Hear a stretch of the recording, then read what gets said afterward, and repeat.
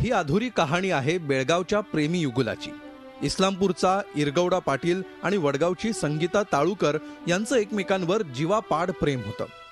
मात्र दोन्ही घरच्यांचा दोरीनं पंख्याला गळफास घेऊन त्यांनी आत्महत्या केली।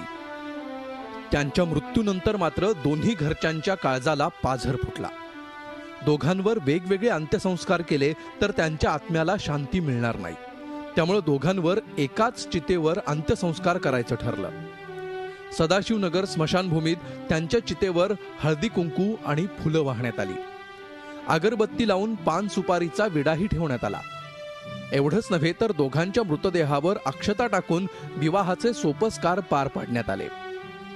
एक दूजे के लिए जान देणाऱ्या या प्रेमवीरांच्या चितेला एकत्रितरित्याच भडाग्नी देण्यात आला। इरगौडा आणि संगीताच्या आयुष्याचा असा करुण अंत झाला तेव्हा सुरेश भटांच्या ओळी आठवल्या। इतकेच मला जाताना सरणावर कळले होते, मरणाने केली सुटका, जगण्याने छळले होते। प्रताप नाईक, झी मीडिया, बेळगाव। झी 24 तास रहा एक पाऊल पुढे।